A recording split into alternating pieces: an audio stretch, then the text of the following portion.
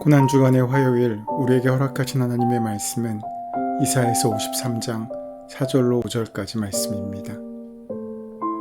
그는 실로 우리의 질고를 지고 우리의 슬픔을 당하였거늘 우리는 생각하기를 그는 징벌을 받아 하나님께 맞으며 고난을 당한다 하였노라. 그가 찔림은 우리의 허물 때문이요 그가 상함은 우리의 죄악 때문이라. 그가 징계를 받음으로 우리는 평화를 누리고 그가 채찍에 맞음으로 우리는 나음을 받았도다. 하나님께서 허락하신 좋은 아침입니다.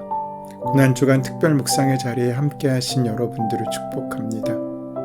이번 고난주간을 보내면서 우리의 마음 한구석을 채우고 있는, 그래서 우리를 전진하지 못하게 만드는 무거운 올무를 끊고 주님의 은혜를 향하여, 십자가를 향하여 나아가는 우리의 하루가 되기를 소원합니다. 예수님께서 십자가를 지고 골고다 언덕에 오르실 때 그 어깨에 짊어지신 것은 단순한 나무 토막이 아니었습니다. 오늘 성경 본문은 주님이 우리의 고통과 슬픔을 지셨다고 분명하게 말씀하고 있습니다. 여기서 고통과 슬픔은 무엇입니까? 바로 오늘 우리가 두 어깨에 무겁게 짊어지고 살아가고 있는 현실의 무게입니다.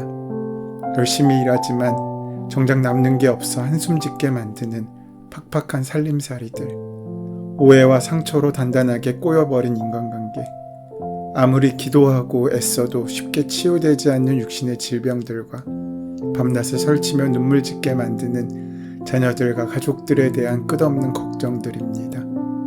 주님은 단순히 우리의 영적인 죄악만을 사하시려고 오신 것이 아닙니다. 주님은 우리의 모든 그 팍팍한 눈물 나는 현실의 짐을 당신의 찢겨 피 묻은 그 어깨 위에 고스란히 옮겨 매셨습니다. 그럼에도 우리는 얼마나 많은 시간을 현실에 대한 염려와 걱정으로 허비하며 살아가고 있습니까? 당장 통장에 남아있는 잔고를 보며 깊은 한숨을 쉬고 내일 당장 갚아야 할 대출금 때문에 오늘 나에게 주어진 평안을 고스란히 빼앗기고 누리지 못합니다. 사람들의 시선과 얄팍한 평가에 전전긍긍하며 귀한 하루를 낭비합니다. 이러다가 병들면 어떡하지? 가난해지면 어떡하지? 우리 애가 남들보다 뒤처지면 어떡하지? 라는 걱정을 입에 달고 살아갑니다. 주님께서는 분명히 너희 가운데 누가 걱정을 해서 자기 수명을 한순간인들 늘릴 수 있느냐고 우리에게 물으십니다.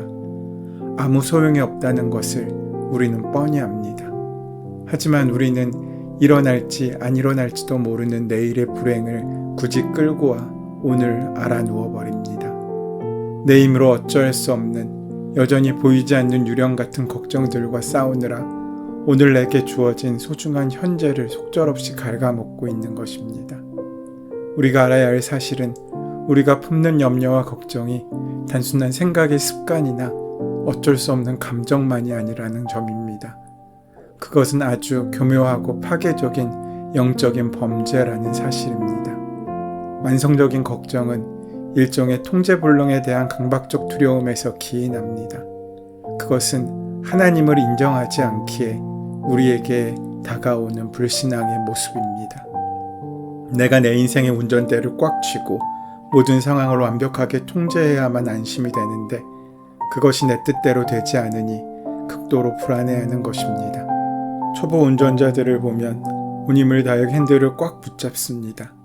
그렇게 온몸에 힘이 들어가니 운전을 하고 나면 온몸이 아픕니다. 그렇게 핸들을 꼭 붙잡는 것은 마치 핸들과 자신이 일치되어서 내가 움직여야 핸들이 움직인다고 생각하기 때문입니다.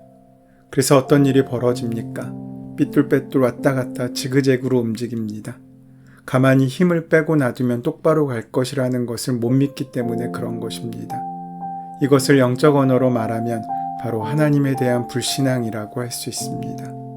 걱정은 하나님, 저는 당신의 돌보심을 믿지 못하겠습니다. 내 인생은 내가 지키고 책임지겠습니다 라고 선언하는 무서운 교만입니다. 오히려 이 걱정과 염려는 우리를 더 깊은 어둠의 그늘로 몰아넣습니다.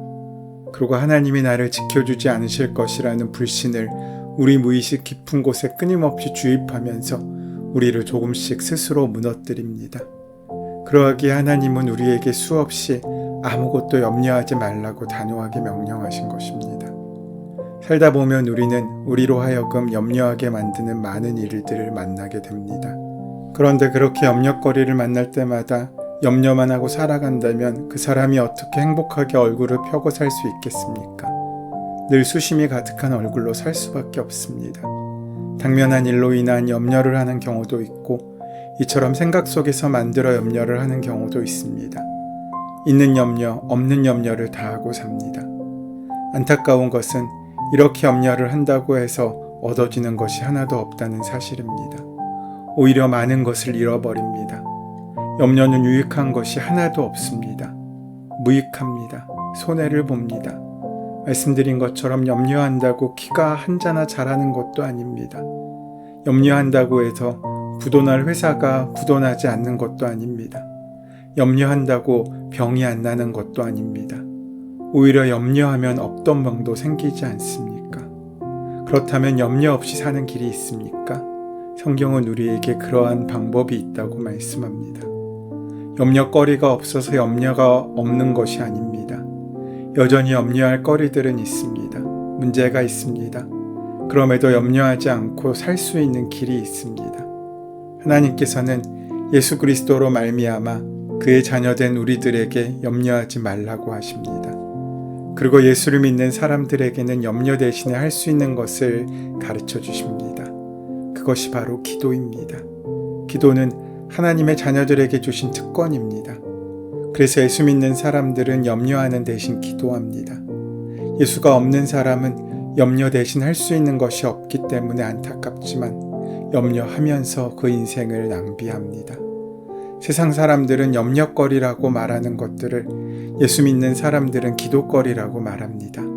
우리 중 혹시 누군가 친구가 암에 걸렸다는 얘기를 들으면 예수를 믿는 사람은 나도 걸리면 어떡하지 염려하는 대신 기도합니다. 내게 없는 것을 걱정하는 것이 아니라 이미 내게 있는 것, 허락하신 것을 감사할 수 있는 마음으로 하나님께 감사의 기도를 드릴 수 있는 것입니다. 우리가 염려하면 불안해지고 두려움이 찾아옵니다. 죽으면 어떻게 하나, 망하면 어떻게 하나. 하지만 기도하면 그 마음이 편해집니다. 기도는 하나님께 우리의 모든 것을 맡기는 것입니다. 하나님이 그때 하나님께서 주시는 평안이 있습니다. 그 하나님이 지켜주시니까 안전할 거야. 하나님이 보호하시니 잘 될 거야. 기도한 사람은 평안히 잠자리에 들고 염려한 사람은 불안한 마음으로 두려워 떨다 겨우 잠이 듭니다. 잠을 자면서도 악몽에 시달리고 자다가 벌떡 일어나기도 합니다. 이처럼 염려는 몸에 해롭습니다. 성경은 염려를 뼈를 마르게 하는 것이라고 가르쳐 줍니다. 뼈는 피를 만드는 자리입니다. 우리말에 피 말린다라는 표현이 있는데 염려하는 것은 피를 만드는 근원을 말리는 일입니다. 우리 몸에 필요한 피를 공급할 수원지를 마르게 만드는 것입니다. 그것은 건강의 근간이 흔들린다는 말입니다. 뼈 말리고 싶으면 염려하면 됩니다. 우리 삶에는 분명 날마다 문제가 생깁니다. 어떤 사람이 말하길 인생은 문제의 연속이라고 했습니다. 하나의 문제가 해결되면 또 하나의 문제가 생깁니다. 어떤 것은 현실적인 문제입니다. 당면한 문제입니다. 어떤 것은 아직 일어나지 않은 가상의 문제입니다. 미래의 문제입니다. 이런 문제 앞에서 염려하든지 기도하든지 우리는 둘 중에 하나는 해야 합니다. 성경은 우리에게 쉬지 말고 기도하라고 합니다. 쉬지 않고 염려하든지 쉬지 말고 기도하든지 그 둘 중에 하나를 우리는 선택해야 합니다. 분명한 것은 염려를 하면 염려하는 일이 현실화됩니다. 기도하면 기도하는 것이 현실화됩니다. 우리는 이것을 기도의 응답이라고 말합니다. 염려하는 사람에게는 그 두려워하는 것이 임하고 기도하는 사람에게는 그 원하는 것이 이루어집니다. 염려를 내려놓는다는 것은 곧 내 삶의 주권을 하나님께 온전히 이양한다는 위대한 신앙의 고백입니다. 염려와 걱정에 갇힌 사람은 두려움 때문에 늘 제자리에 머물 수밖에 없습니다. 한 걸음도 앞으로 나아갈 수 없습니다. 실패할까 두려워 아무것도 시도하지 못하고 과거의 상처와 미래의 두려움 사이에 갇혀 오늘을 낭비합니다. 반면 믿음으로 도전하는 사람은 완전히 다릅니다. 그들은 현실에 문제가 없어서 평안한 것이 아닙니다. 내 앞에 놓인 거대한 문제보다 훨씬 더 크신 하나님이 나와 함께 계심을 굳게 믿기에 폭풍 속에서도 담대히 앞으로 나아가는 것입니다. 우리는 세상의 두려움에 쫓기는 노예가 아니라 세상을 이기는 믿음을 가진 하나님의 자녀라는 확고한 정체성을 가져야 합니다. 이제 우리가 져야 할 삶의 그 무거운 짐을 주님이 이미 대신 지시고 십자가에 못 박히셨다는 사실을 명확히 알아야 합니다. 그렇다면 우리가 해야 할 일은 너무나 분명합니다. 주님께서 당신의 피 묻은 생명값으로 가져가신 그 무거운 짐을 다시 슬그머니 내 어깨 위에 올려놓는 어리석은 짓을 당장 멈추어야 합니다. 오늘 우리를 위해 지신 그 십자가 앞에 내 현실의 모든 염려를 훌훌 벗어던져야 합니다. 그렇다면 현실 속에서 이 무거운 짐들을 구체적으로 어떻게 내려놓아야 하겠습니까? 우리의 실제적인 삶의 태도와 시선을 완전히 바꾸어야 합니다. 먼저 팍팍한 살림살이에 대한 걱정을 멈추십시오. 재정은 없다, 부족하다고 생각하면 한없이 더 없어 보입니다. 내게 없는 것에 탄식하지 말고 물이 반이나 남은 컵을 보듯이 지금 내게 주신 것들을 세어보고 감사하고 자족하는 마음을 가져야 합니다. 오해와 상처로 꼬여버린 인간관계도 마찬가지입니다. 그 꼬인 관계 자체로만 매달려 전전긍긍하지 말아야 합니다. 사람의 마음은 내 뜻대로 억지로 풀 수 없습니다. 그저 내 삶의 자리에서 일관성 있는 그리스도인의 자세를 유지하며 묵묵히 선한 행동을 심는 것만 집중해야 합니다. 치유되지 않는 질병과 자녀의 미래 역시 내가 밤새워 걱정한다고 해서 해결될 일이 아님을 우리는 인정해야 합니다. 내가 통제할 수 없는 결과는 전능하신 하나님께 온전히 맡겨드리십시오. 그리고 오늘 내가 할 수 있는 최선의 치료, 최선의 사랑, 최선의 기도에만 집중하는 것, 그것이 진짜 십자가를 따르는 삶입니다. 결국 현실의 염려와 무거운 짐으로부터 해방되는 가장 강력한 무기는 감사입니다. 일상 속에 숨겨진 은혜들을 발견하고 내 안에 일어난 작은 기적들을 볼 수 있는 믿음의 눈이 열릴 때 우리의 삶은 비로소 눈부시게 풍성해집니다. 걱정이 밀려올 때마다 의지적으로 감사의 조건을 찾아 선포하십시오. 이것이 십자가를 따르는 삶이며 치열한 영적 전쟁에서 승리하는 비결입니다. 오늘 주님 앞에서 우리의 그 자유를 선포할 수 있게 되기를 바랍니다. 더 이상 염려와 근심의 무거운 짐에 짓눌려 주저앉아 있는 인생이 아니라 주님께 온전히 맡기고 다시 일어나 자유함을 선언할 수 있는, 그래서 이제 고난주간의 두 번째 날을 시작하면서 내 어깨를 짓누르던 습관적인 염려와 걱정의 목소리를 향해 그동안 우리가 입에 달고 살았던 걱정, 염려, 근심, 그리고 그 지긋지긋한 부정적인 탄식의 소리를 이제는 제거하고 하나님께서 원하시는 긍정과 찬송과 은혜의 말들로 채워지는 귀한 고백이 있게 되기 원합니다. 그것이 바로 우리가 우리의 삶 가운데 주님의 십자가를 함께 지고 함께 세우는 일이 될 것입니다. 그 자유함으로 주님의 가신 길을 함께 따라 나서는 저와 여러분 되시기를 소원하고 축원합니다.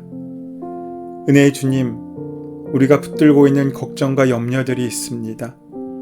붙잡고 있기보다는 놓지 못하게 되어버린 그 걱정과 염려가 이제 내 마음을 붙잡고 있습니다. 두려움 때문에, 불안 때문에 늘 나쁜 생각에 사로잡혀 있습니다. 사랑의 주님, 이제 그 모든 것을 주님께 온전히 맡기고 내어드리는 용기를 허락하여 주시옵소서. 걱정과 염려들이 엄습하지만 가능한 빠른 시간 내에 그곳에서 빠져나올 수 있도록 인도하여 주시옵소서. 그 모든 힘과 능력을 주님께서 십자가에서 우리에게 허락하실 줄 믿습니다. 그 은혜만 붙잡고 살아가는 우리가 될 수 있도록 동행하시고 함께하여 주시옵소서. 예수님의 이름으로 기도드립니다. 아멘. 이제 이 아침 우리에게 허락하신 오늘 본문의 말씀이 이제 고난주간 주님의 뒤를 따라가고자 작정한 우리에게 하시는 하나님의 말씀과 초대로 만나질 수 있게 되기 위하여 본문의 말씀을 깊이 묵상하시고 함께 기도하는 시간 가지도록 하겠습니다. 함께 기도합니다.